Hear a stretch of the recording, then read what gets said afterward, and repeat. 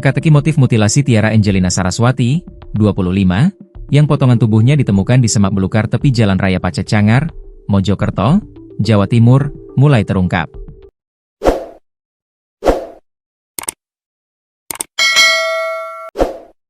Pelaku AM atau Alfi Maulana diduga menyimpan dendam terhadap Tiara, yang merupakan kekasihnya sendiri. Alasannya, sifat korban yang konon mudah marah atau temperamental.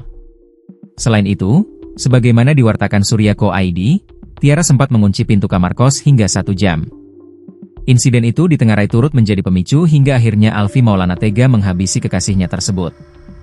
Sejoli ini diketahui sudah tinggal bersama di kos kawasan Lakar Santri, Surabaya Barat. Keduanya menjalin hubungan asmara selama 5 tahun, sejak masih sama-sama kuliah di Universitas Trunojoyo Madura.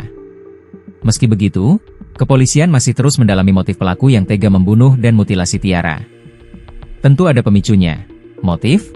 Pelaku masih terus kita dalami, kata Kasat Reskrim Polres Mojokerto, AKP Fauzi Pratama, Minggu, 7 September 2025. AKP Fauzi mengungkapkan, pembunuhan disertai mutilasi dilakukan pelaku di kamar kos Jalan Raya Lidah Wetan, Kecamatan Lakar Santri, Kota Surabaya, pada Selasa, 2 September 2025, sekitar pukul 2 WIB dini hari. Pelaku membawa pisau dapur mengendap-endap menghampiri korban yang duduk di atas kasur kamar kos. Lalu, pelaku dari arah belakang menghujam leher korban 1 kali. Tiara tak sempat melawan.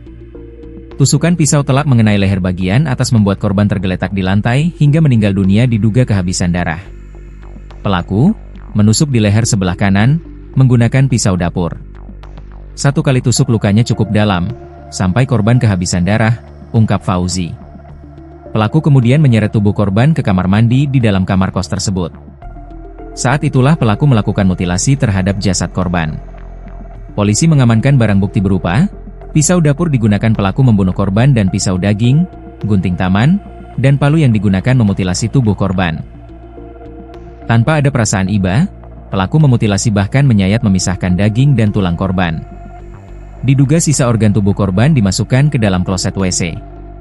Sementara kondisi kepala sudah tak berbentuk, dimutilasi menggunakan gunting taman.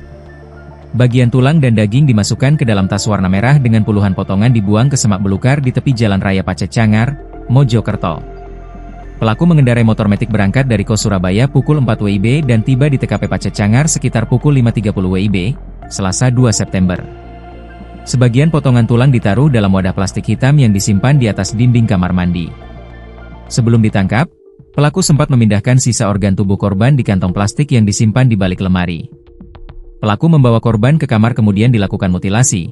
Dengan berat hati kami menyampaikan pelaku juga melakukan penyayatan memisahkan tulang korban. Bagian-bagian yang besar selain tulang itu dibuang ke pacet, ungkap Fauzi.